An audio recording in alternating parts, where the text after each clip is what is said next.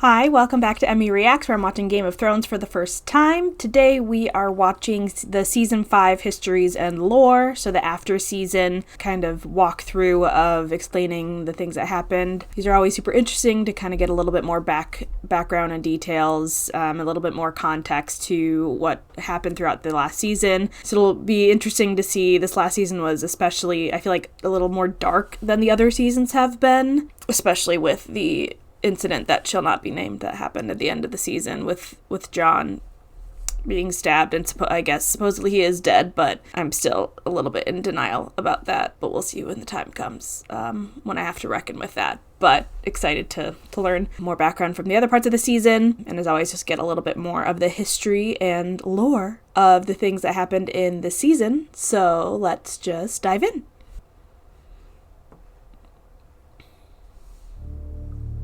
Most cities are built on stone. Braavos was built on ships, or more specifically, their cargo. Slaves who rose up against their Valyrian captors and seized the helms of the convoy. Of all crimes, Valyria punished rebellion most severely. The slaves faced not execution, but the Valyrian mines or labor camps in the most remote and savage colonies if recaptured. The slaves rose up against their captors? Can long remain hidden from Dragonback. That's pretty cool. However, our histories claim that a group of slave women prophesied the slaves would find shelter in a distant lagoon behind a wall of pine-clad hills and sea stones, where the frequent fogs would help hide the refugees from the eyes of dragon riders passing overhead. And so it proved. Because they had risked their lives in the name of freedom, the mothers and fathers of the new city vowed that no man, woman, or child in Braavos should ever be a slave.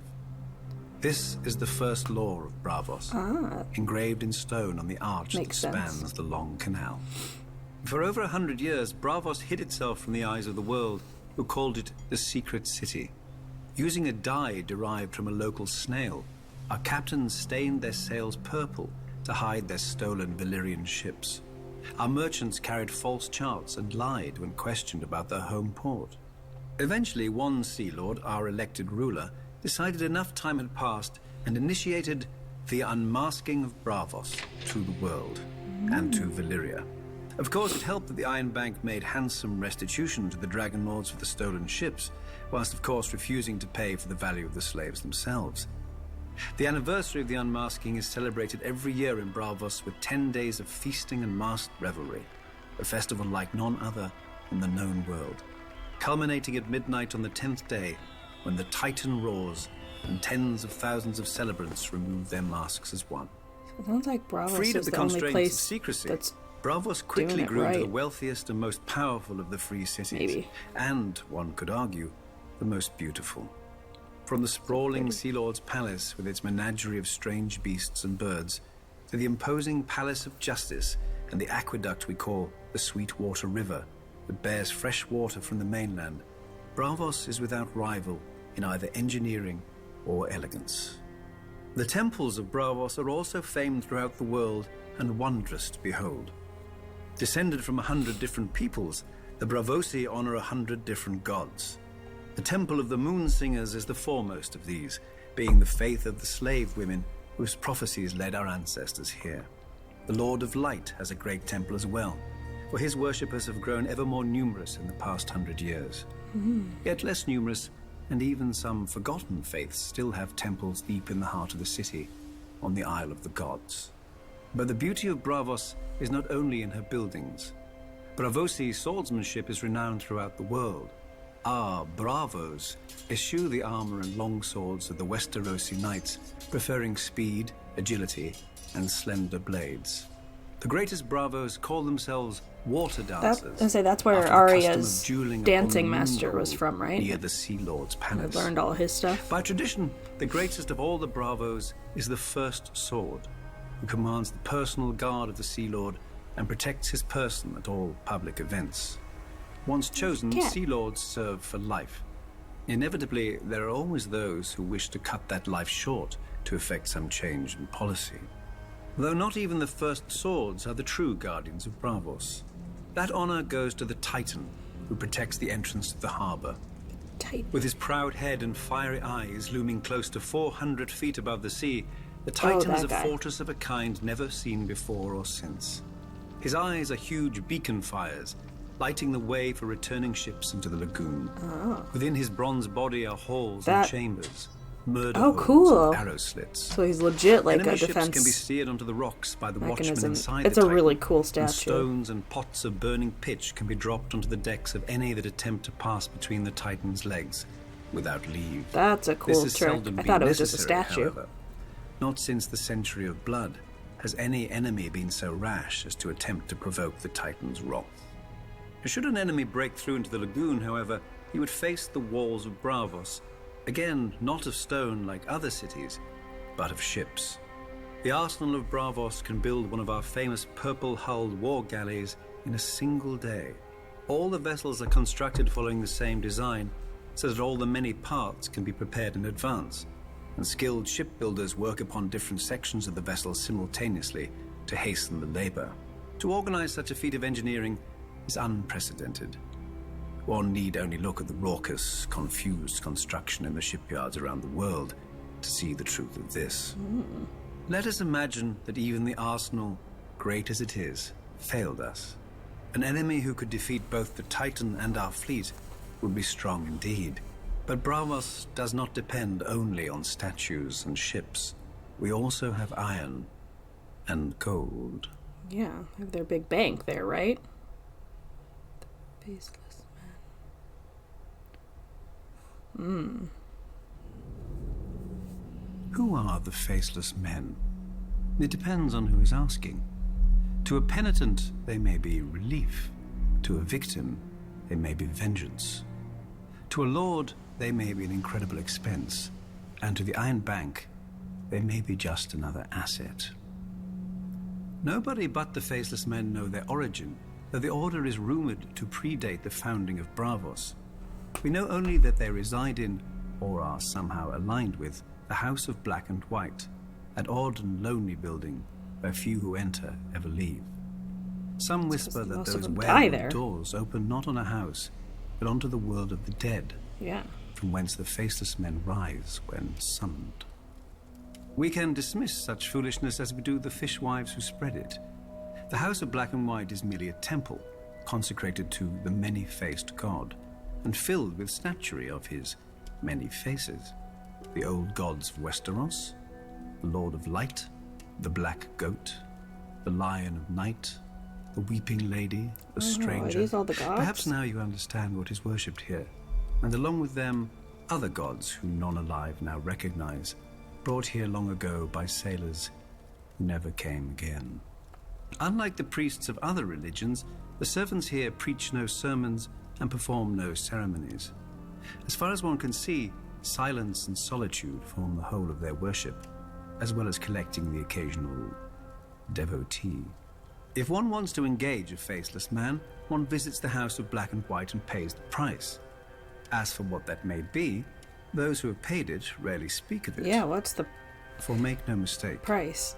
from the moment the faceless man accepts your offer, the man you named is dead, though he doesn't know it. That's like what Perhaps Arya not that did day, with Jaqen, perhaps right? not that year, but soon, and inevitably. Back Many would say you are as much his other murderer season.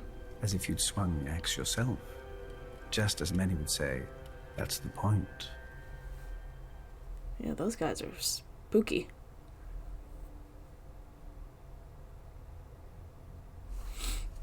Valyria was young, and as the young do, it sought to spread its seed. Its first daughter was Volantis, an outpost on the mighty Roine River at the frontier of the Empire. There the Dragon Lords raised the famous Black Walls, seamless fused dragonstone 200 feet tall, and so thick that 6 four-horse chariots can race along the battlements side by side, as they do each year to celebrate the founding of the city. To this day, only those who can trace their ancestry back to old Valyria are allowed to dwell within the Black Walls.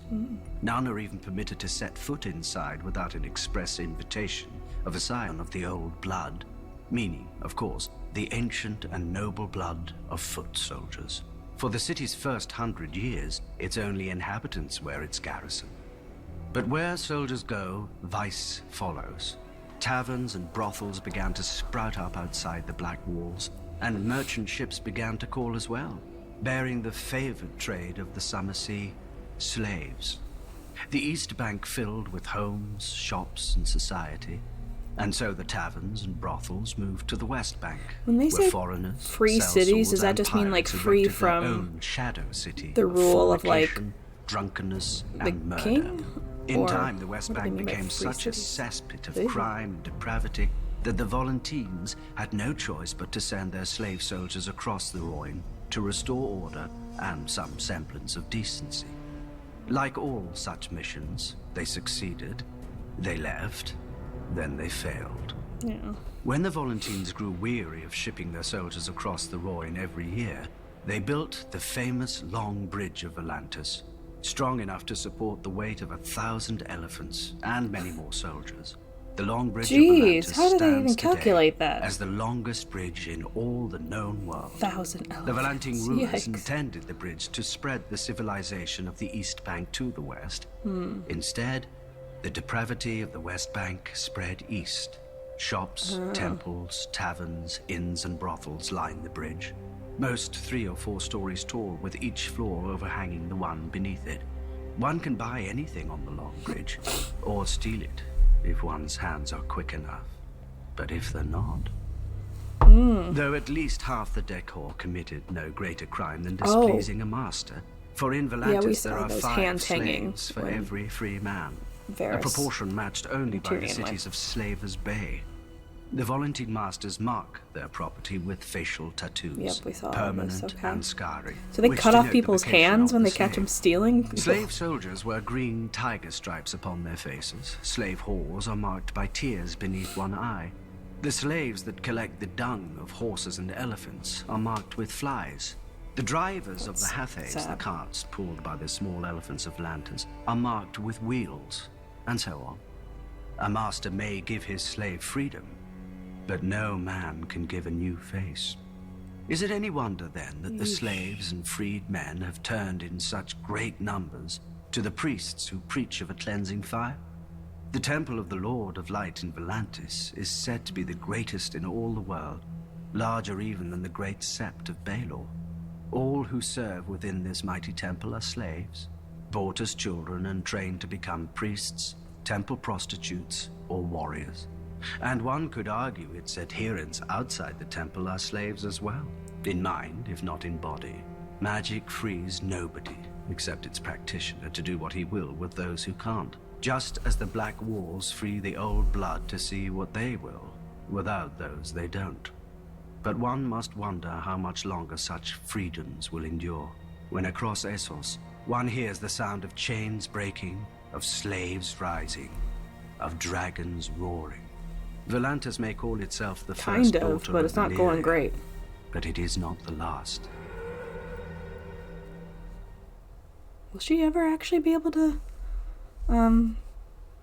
free all the slaves and have it be, like, okay? I feel like it's so ingrained in all the People culture love in blood this world. when it's not their own.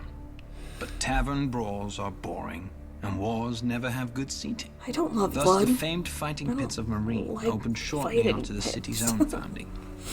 And I heard that originally the combats were a blood sacrifice to the gods of Geese, the empire that founded Marine. Some still believe they are, but the Giscari Empire died a long time ago and their gods went with them. Yet the pits remained open, filling the city's purse with gold from the ends of the earth. I suppose the fighting pits are a blood sacrifice after all. Only the gods changed.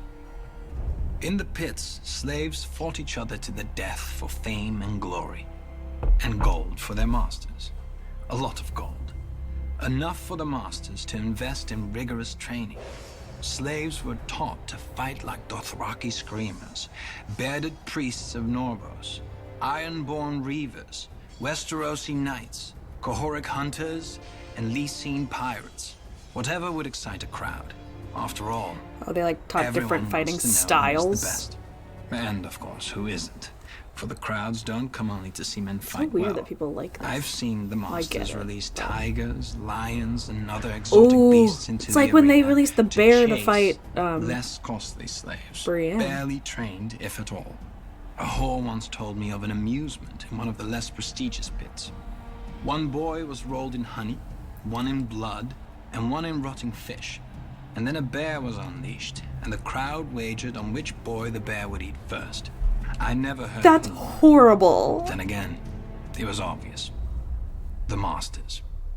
Did That such stories is worry really me? disturbing. Of course not. Ugh. I could fight, and for a good fighter, life was messed up. luxurious. Thousands of people chanted his Messed name up. when he stepped into the pits. He would eat the choicest meats, drink the finest wines, and sleep on exotic furs. Reminds me of the Often Hunger not Games. alone. Women would fling themselves at him or sneak into his chambers Especially this to wait part for him after a fight. of, Foreign like- princesses, priestesses. Yeah, having them like Even the lavish, wives and wayward like daughters of leading up to the masters. fight, and like He never had to giving fear them all like the food and wine For a and great attention, fighter could be worth and building them up to 300,000 send them orders. to fight to the death. Another wife was always cheaper. And when this renowned fighter finally fell, for all fighters will in time, his name would be inscribed onto the gates of fate among the other valiant dead.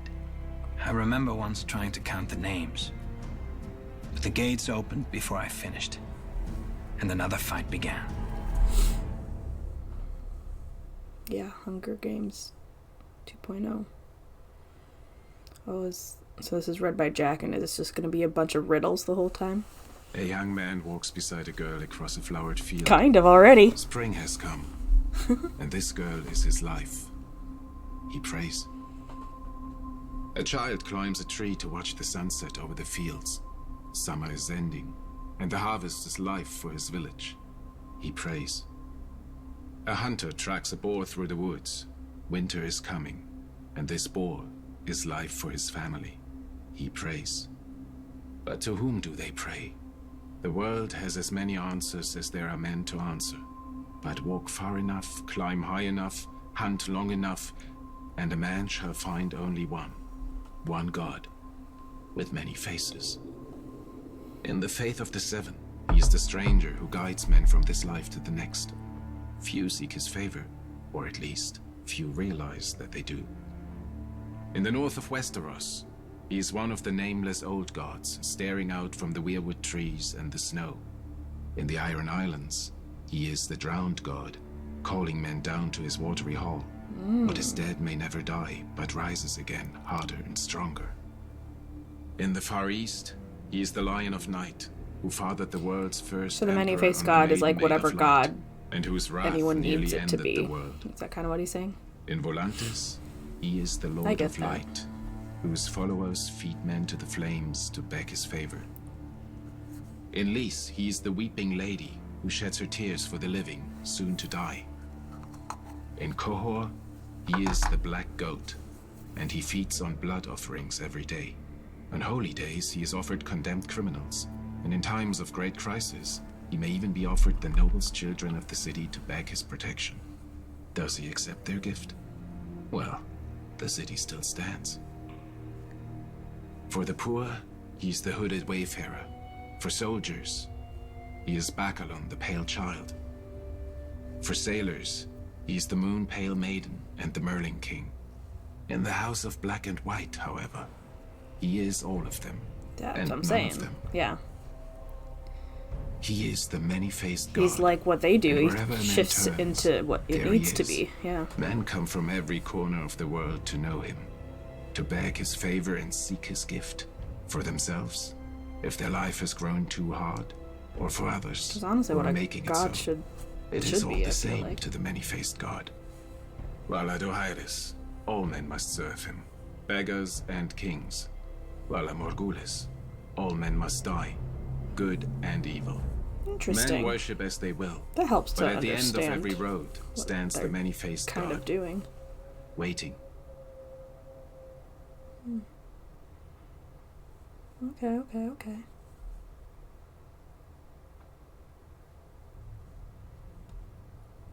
Westeros has mighty rivers, but none of them compare to the Rhoyne.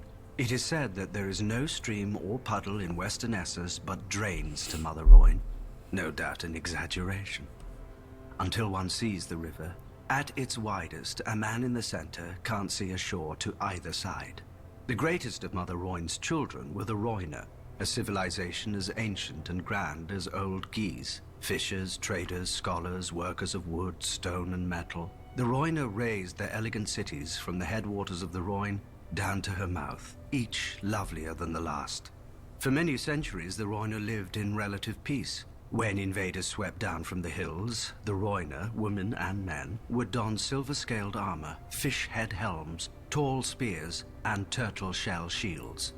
If the enemy did not laugh themselves away, it was said that Mother Rhoyne would whisper the enemy's secrets to her children, and the Rhoynish wizards could raise watery walls to drown their foes. Look at that. Whatever magic the Rhoynar may have had, it wasn't enough. When Valyrian colonists first arrived, the Rhoynar embraced them, for all men were welcome to share the bounty of Mother Rhoyne. Perhaps a water people should have been more cautious of strangers who exalted fire and blood. Legend has it that one day the Valyrians netted and butchered one of the giant turtles the Rhoynar held sacred. I don't As like a result, that. thousands were killed or enslaved. Yeah. Cities and Why would towns they were do burned, that? drowned, and rebuilt. In these wars, the Valyrians emerged as victorious more often than not.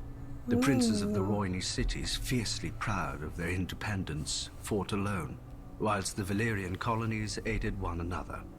Eventually, the Rhoynish princes ceased their squabbling and united behind Prince Garin, who led the largest army Essos had ever seen, against 100,000 Your ships Valyrian look like- colonists, look like 100 turtles. war elephants, and 3 dragon lords. War elephants. Thousands burned, but That's thousands cool. more sheltered in the shallows of the river, whilst the Rhoynish wizards raised enormous water spouts against the foe's dragons. Rhoynish archers brought down 2 of the dragons, whilst the 3rd fled, wounded. Jeez. And thereafter, the Rhoynar named Garin the Great. But Mother Valyria proved just as caring as Mother Rhoyne. When Garin the Great marched their his army against shields are Volantis, turtle shells. 300 That's cool. Valyrian dragons descended from the sky. Tens 300? of thousands burned, whilst others rushed into the river. Oh, But the fires yikes. burned so hot that the water boiled and turned to steam. Oh. Garin the Great was captured alive and made to watch as Valyrians butchered every last man. So many that their blood turned the great harbor of Volantis red as far as the eye could see. Yikes. Then they forced Garin to watch as they marched on his own city and enslaved all the women and children his army had left behind. The singers claim that Prince Garin called out Mother Rhoyne to curse the Valyrians, and she in turn flooded the city with foul waters and a damp fog that caused the skin of the Valyrians to harden and crack, and thus was born Grayscale. Oh. Fearing a similar fate, another Rhoynish ruler, Princess Nymeria, led her own people into every ship, skiff, and raft they had, and fled Essos. Eventually, after much hardship, they landed in sun-swept and bone-dry Dawn. But we all know that tale. Now Valyria has followed the Rhoynar out of this world, and her daughters have grown into free cities, wealthy and powerful and proud. Still, Mother Rhoyne flows on, past ancient ruins and bustling harbors, sweeping all man's those were kingdoms to the sea. The grayscale just reminded me that we still don't know, or it hasn't come back about Jorah's grayscale. How long does it take to, like, set in? Few afflictions are more feared than grayscale. Maybe I'll learn. And far past the point of reason. A legend calls it Prince Garin's curse, after an ancient eastern prince whom the Valyrians hung in a cage and forced to watch the immolation of his city and people. As his city burned under dragon flame, this prince called on his god for vengeance, and a thick fog of foul humors rose from the Rhoyne to smother the Valyrians with grayscale. But if diseases could be called down by the vengeful, we'd have no health in the world.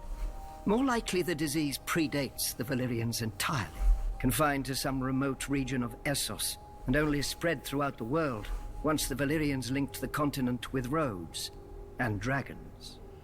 The disease begins as a rash.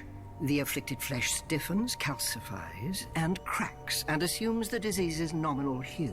Victims are graciously spared pain, as the disease dulls sensation in the infected limbs. Oh, okay, that's But the good. disease is insidious, and slowly it creeps over the skin and into the organs. Once the infection reaches the brain, feral madness replaces humanity, so it does take a and while. the transformation to a stone man Until they're, like, is fully complete. covered. There is no consensus on treatment. Some maesters advocate mustard poultices, vinegar rinses, and scalding hot baths. Others claim only 3 cures: axe, sword, and cleaver. Hacking off afflicted parts does sometimes stop the spread of the disease, but not always. They figured it Many out a for man has Shireen. sacrificed an arm or foot, only to find the other going grey. Those who have been miraculously cured of grayscale are few, and usually were subjected to so many treatments that isolating the responsible cure is impossible. Maybe also because she was Few young. maesters, priests, or healers have the courage for such experiments as would prove a cure. Grayscale is highly contagious, being known to spread from even the slightest contact with an infected person. Hence the current occupation of Valyria by the Stone Men, exiled from their homelands at the first sign of the disease. What they do there, with their final months or even years, for Grayscale is a slow killer. That No one that knows. answers my questions about No one Jorah. wants to find out. But still, it'll happen eventually for him. Okay. The great masters of Marine, as if calling themselves such could make them so. Thousands of years ago, during the height of the Giscari Empire, Marine was second only to Old Guise in wealth and glory. A paradise by the sea, if one didn't mind the constant clinking of chains and cracking whips. Slaves built Marine, and on their backs the city rested like a litter. Then came the dragons of Valyria. The masters of Old Guise would not bow, so they burned. The Valyrians tore down their walls, burned their pyramids to ash, and sowed their fields with salt and skulls. An old slave woman once told me that the Valyrians intended to break the chains of the Giscari slaves, absorbing them into the Valyrian freehold where every man held a vote. But the great masters of Marine received their new overlords in the great temple, plying them with gold, wine, and all the wealth that slavery had brought them. And the Valyrians instead took up the whip themselves. I do not believe it. As their empire expanded, the Valyrians needed more and more bodies to feed their mines and colonies, when no wage could ever tempt a free man. The great masters merely accommodated their new customers, staying rich as the Giscari Empire crumbled. After the doom fell on Valyria, the great masters worried for their fortunes. By this time, the Valyrians were their greatest providers and purchasers of slaves. Then the Dothraki horse lords swept out of the plains of Essos, and proved to be as fond of slaving as the dragon lords before them. Everyone's fond of The slaving great in this masters place. grew richer still. For the first time in its history, the great masters alone ruled Marine, and chaos ruled the rest of the world. The fighting pits swallowed men who in previous centuries would have filled the ranks of the Valyrian armies. Without these soldiers to maintain order, the wealthy had to buy their own, which the good masters of Astapor were more than willing to sell. If the buyer's nerves still needed calming, the wise masters of Yunkai could sell him further release. The great masters, the good masters, the wise masters. Yet none was so great, good, or wise that they recognized our queen for what she was. Her ancestors had destroyed them, then become them. Perhaps they assumed she would bend as easily. But our queen does But not she bend. didn't. She breaks. And she has dragons again. I don't want to hear about Night Watch people. I'm in a fight with them. Each brother of the Night's Watch swears a sacred oath to protect the realms of men. Doesn't that That include doesn't mean Night pissing Watch about, people? waiting for the cold to finally put an end to you. And your Lord It means Commanders? bleeding. You should have killed It him. means fighting. It means going beyond the wall and hunting down those who mean harm to the realm. So how do you get 1,000 rapists and thieves to fight together, to bleed together? That's the burden of the Lord Commander. He keeps the builders building, the rangers ranging, and the stewards stewarding, or else it all falls apart. Each Lord Commander is chosen from and by his fellow brothers. Yeah, so And then he why did they all serves kill for him? life. A long time ago, but- you may have had men from Queensgate and Long Barrow and the other 16 castles of the Wall come to Castle Black for an election. These days, you'd be lucky to scrape a few dozen from Eastwatch and the Shadow Tower, or however many they can spare who cast votes in their stead. All the same, the brothers are allowed to name whomever they think worthy of the title. Then we vote until one man receives a majority, however long it takes. Some elections have lasted less than an hour. Some have lasted weeks. One even lasted 2 years. 2 years? What do they do in the meantime? Mr. Amon has said there have been 997 Lord Commanders since the Night's Watch was founded. Back then we had true soldiers, men of honor and strength. Now look who mans the wall. Bastards. Peasants who stole a sheep to bugger, and fat little nobles who weren't worthy of their Lord Father's land.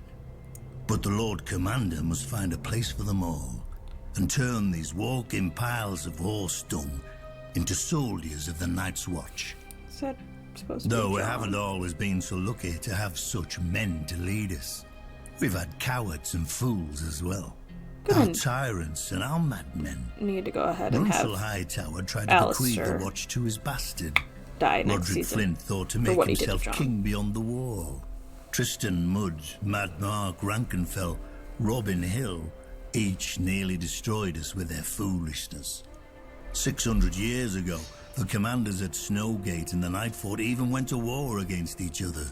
The simpering Lord Commander asked them politely to lay aside their quarrel, and incredibly they did, because they joined forces to murder him. Oh, The Jesus. Stark and Winterfell had to intervene and take both their heads to save the Night's Watch. Yep, there they are. Now we've got more mouths than we can feed. A southern king in our castle, and cells full of wildlings, and no Lord Commander, since the last was betrayed by his own men. Yeah, you. We need a new leader, a man respected enough to hold the Watch together in this dark hour. A leader strong enough to make sure that the Night's Watch survives the coming winter, no matter the cost. Yeah, who is going to be the new Lord Commander? Oh, I'm still so mad at them. I need them, I need Alistair to Brandon the die. Builder, founder of House Stark, raised Winterfell with giants over 8,000 years ago. Or so nursemaids tell all the children of the North. The children nod, wide-eyed, unaware of the lesson forced on them, that if even giants obeyed a Stark, so too should they. But like every other castle, Winterfell was built in pieces over thousands of years. The first men settled there because of the hot springs that bubbled through the ground. The water and the heat helped them survive the northern winters, and they built defenses to keep it for themselves. Nobody raised the castle all at once. Probably nobody meant to raise a castle at all. In those days, the Starks were not the greatest house in the north, and Winterfell was not the greatest castle. Barristan was the oldest, dating to the first king, and the Starks fought the Barrow kings for 1,000 years. Greywater Watch was, like the Crannoch men themselves, the strangest. Only marriage subdued its marsh kings. But the greatest rival to Winterfell was always the Dreadfort, and my ancestors, the Red Kings of House Bolton. If tales can be believed, we fought from the long night until the Andals came. Because of us, Winterfell raised its first walls. When we took and burnt the castle anyway, Winterfell built more keeps, more walls, more guard towers. They expanded the granaries and larders to survive our sieges. They tended the godswood to win favor with the old gods against us. As the castle grew, more farmers and villagers flocked every winter from across the north to huddle under its walls, raising the winter town. In the spring, these villagers would find themselves marching in the Stark armies to fight against us. The greatness of Winterfell Yeah, is 'cause as you're- much our doing as the Starks. Oh, you're crazy. But in the end, neither its stone walls nor its tall keeps and iron gates could save Winterfell. kind At of its height, people it could have lasted a year under heavy Skin siege. people like that. But a That's handful of gross. Ironborn seized it in the night, while its lord, the king in the north, was Like playing that. in the south. Even in a My cartoon, dagger it's ended his gross. reign, and now House Bolton holds the castle of our ancient enemies. The direwolf no longer flies from the battlements above me, nor guards the doors and cornices of Winterfell against me.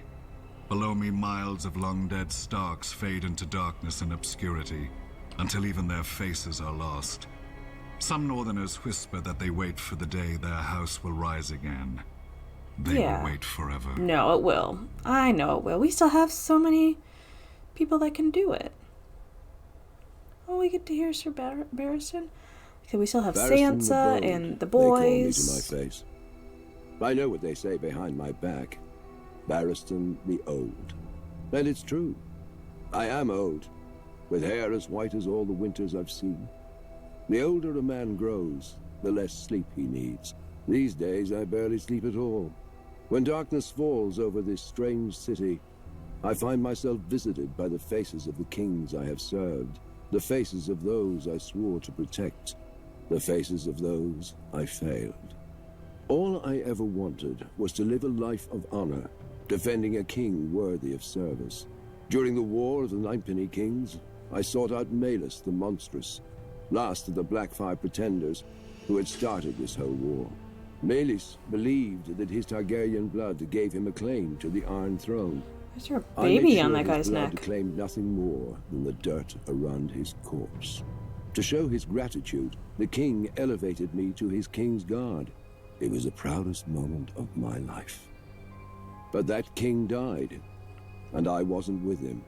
Not that I could have saved him if I had been, but still, I vowed to do better with his son, the young Prince Aerys.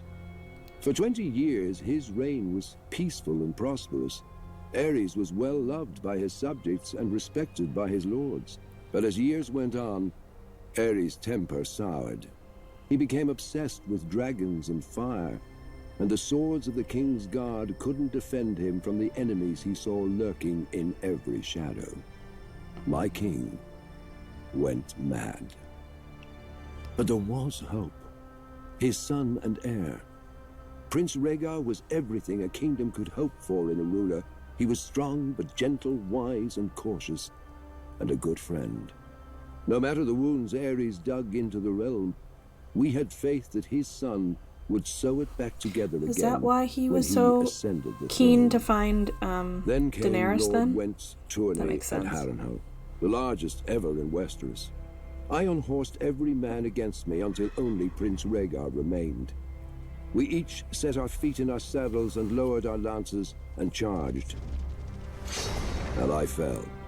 Muddy and bruised, I then watched Rhaegar present Lyanna Stark with the victor's crown of roses, though she was betrothed to Robert Baratheon. And Rhaegar himself was married to Elia Martell. We all know what happened after. Yeah. If I'd been a bit quicker with my lance, if I'd chosen a faster horse, perhaps I could have spared the kingdom from the destruction. He thinks he could have stopped all of that? Or if I'd thought to warn Brandon Stark against his rashness. He came to King's Landing himself, demanding Rhaegar return his sister. Poor fool. If he'd only known the depth of Aerys' madness, he wouldn't have dared provoke him. Aerys ordered Brandon imprisoned, and I could do nothing but obey. When Brandon's father, Lord Rickard Stark, came to King's Landing to beg for his son, Aerys burned him alive, and I could do nothing but watch. I had sworn a vow to a mad king, and was honor-bound to obey him, even at the cost of my So soul. interesting hearing these stories so many times from then arrived with dark news different for the king. perspectives. The Vale was in open revolt. Demanding Lyanna Stark's return, Robert Baratheon was smashing any army that dared face him.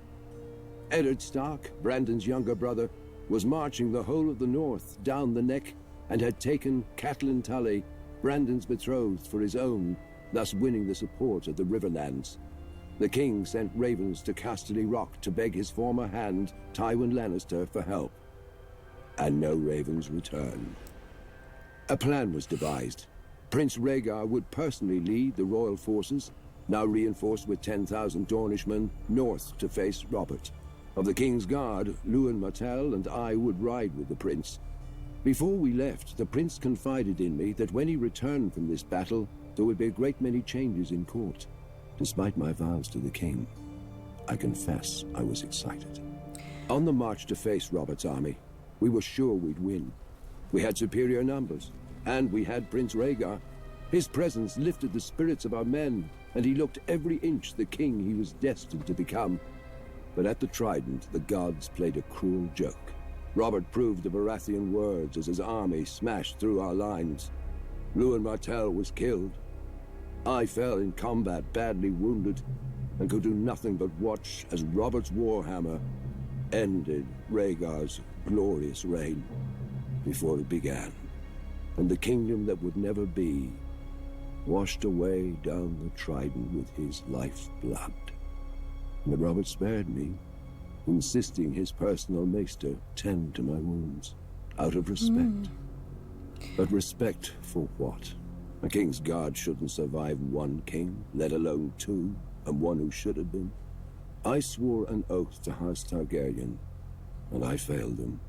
All that's left of their fire is a single ember halfway Oh yeah, so then across that's the world, why. surrounded by darkness. If the gods were good, I know I would still be young in the fullness of House strength. of the But whatever Dragon, or House cost, of the Dragon is, you know, I the will prequel not let about. this ember go out. This time, Maybe I'll wait. I will not fail. I know House of the Dragon is like the prequel story of the Targaryen house. Does it also cover like all of this like history and lore stuff? Because I was just thinking there's so much story that happened before like this part of Game of Thrones. Are they gonna like make prequels for like all of it? Like I feel like each house or like each like part of the story could be like its own prequel too. There's so much story there. And or I feel like George R. R. Martin could like write other books about it all, but like or you know whatever, but I feel like there's so many other shows still too that you could make prequels of. Or, and I'll find this out when I watch it, does House of the Dragon cover a lot of like this stuff too, or does it just focus on the Targaryen stuff? Yeah, interested to see what all is in that show when the time comes. Oh, you. Before the Seven Kingdoms, before the Iron Throne, there was Dorne.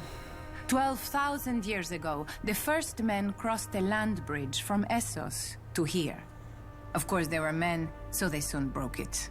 Then, while their cousins to the north built kingdoms, the Dornish squabbled over land, water, and wives. For centuries. Until Nymeria, a warrior princess in Essos. She led a fleet of 10,000 ships across the narrow sea to Dorne. Almost all of the petty lords made it clear that she wasn't welcome. All but one, Mors of House Martell. He saw in her a strength to match any man, including his rivals. After she accepted his marriage offer, she set fire to her ships. For 50 leagues, the coast was bright as day, and in the burning light, Princess Nymeria named Mors Martell the Prince of Dorne, in the style of her people. Dorne would be her home, or her grave. For many years, Nymeria and Mors waged war against all rivals. The Jordanes, Blackmonts, Corgyles, and even the mighty House Ironwood. They sent no fewer than 6 self-styled kings to the wall in golden chains.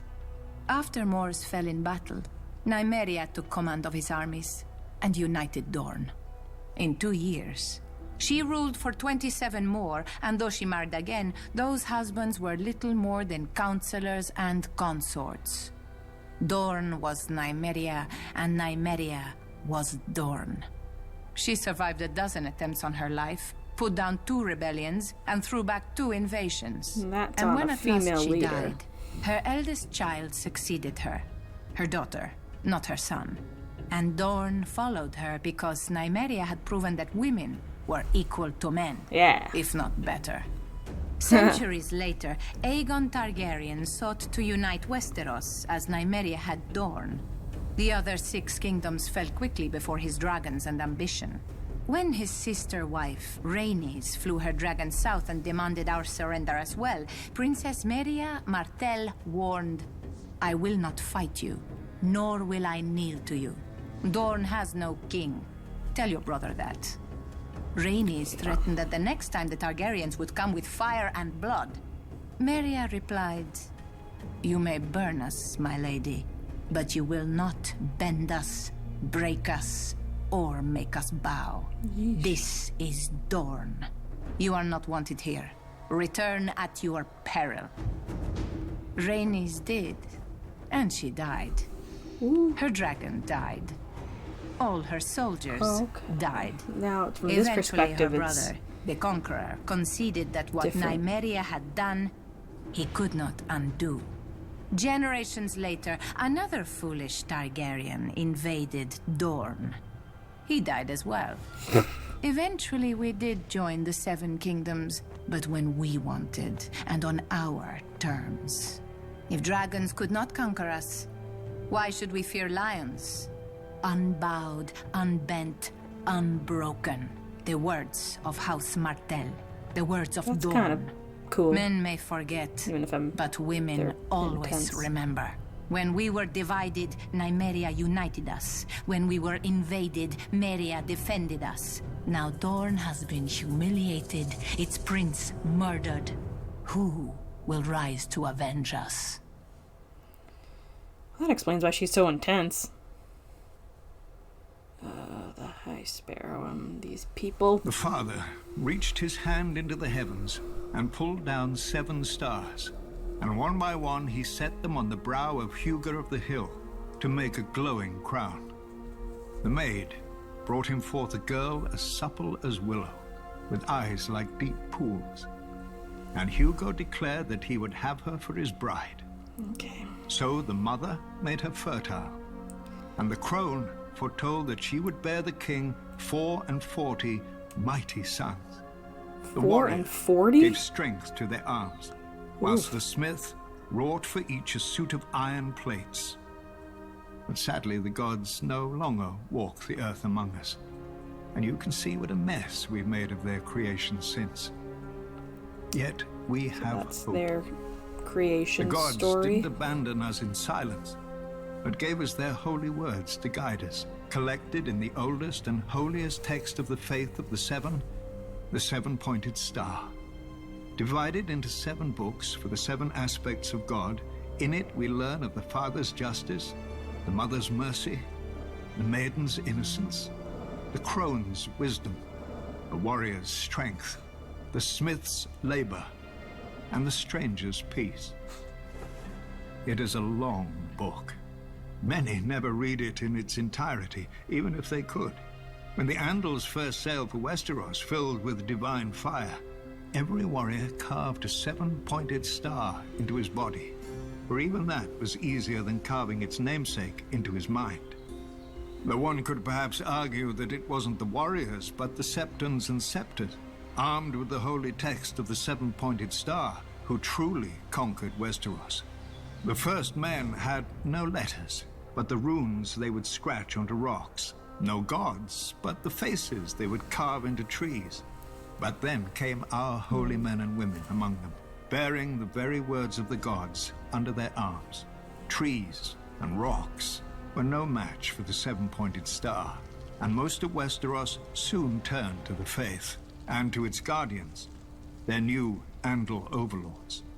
Whilst the Andals soon fractured into warring kingdoms, the faith remained whole and indivisible, bound together by the 7-pointed star. When those kingdoms fell to Aegon and his dragons thousands of years later, the faith remained subject only to the 7 above and the 7-pointed star below. Or so it was supposed to be. Too often, our High Septons have lost their way, clouded by worldly wealth and power. So is that the same as No like matter. the new gods We versus still the have old gods? The 7-pointed star. Are they the Men's old will gods? and virtue may fail, but the words never do. As men bow to their lords and lords to their kings, so kings and queens must bow before the 7 who are one. The knees of the powerful work the same as the knees of the weak, and were given to all for the same purpose, to bend before the gods, or break in the bending. Ew. Not a fan of them. They have a troubled really. Yeah, so like, are Today, they all the same men as know the 7 as statues in old the sects, gods versus the but in new the old gods? days, the gods themselves walked among men. They crowned Hugo of the Hill, the first king of the Andal people, and promised him that his descendants would rule great kingdoms in a foreign continent. When the time came, the Andals carved the 7-pointed star upon their bodies and set sail for the strange land across the narrow sea, Westeros. Whilst Andal warriors battled the first men for kingdoms, Andal Septons battled for souls, and were received just as courteously. We don't know how many bold and pious men lost their lives, but adversity bred strength. Our purest and most righteous believers took up the sword to defend and preserve the faith from its enemies. So was born the Order of the Faith Militant. When Aegon the Conqueror landed in Westeros, the High Septon locked himself in a sept for 7 days and 7 nights. Finally, the crone lifted her golden lamp and showed him the path ahead. The High Septon himself would anoint and crown Aegon as Lord of the Seven Kingdoms, and the Faith Militant rallied behind Aegon in governing his newly united land. Yet Aegon and his sisters never wholly accepted the faith. The High Septon had conceded Aegon's marriages to his sisters as a relic of his Valyrian heritage, which would soon fade. But when Aegon was Aegon's married heir to his wed sisters? his daughter to his son, the faith could brook such abomination no longer. The High Septon led the I didn't realize that. denunciation of the Targaryens, and all over Westeros, the Faith Militant took up their swords against the dynasty Targaryens and its were supporters. inbreeding The Faith and marrying Militant each other? set upon and punished the Septon who had performed the ceremony. A few of the Faith Militant's more militant members even scaled the walls of the castle and would have slain the king and his family had a knight of the King's Guard not intervened. Frightened, the king fled to Dragonstone, where he soon died of cramps. And so ascended the king's younger brother, Maegor the Cruel. His first act was to challenge the Faith Militant to kill him if they believed his rule to be ungodly. To the Order's eternal credit, they accepted. Ser Daemon Morrigan proposed a trial by 7. Ser Daemon and 6 of the Faith Militant against the king and his 6 champions. It was a contest in which the kingdom itself was at stake, and the accounts and tales are many. Yeesh. But at the end of it, Maegor alone lived, proving that the throne was rightfully his.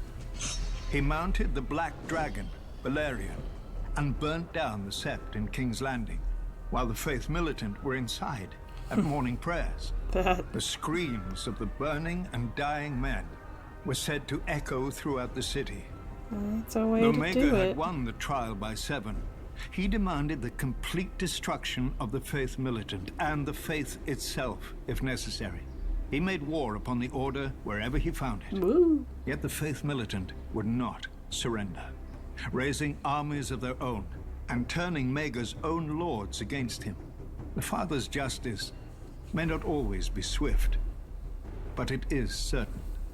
One morning, Maegor was found dead on the Iron Throne. No one knows how.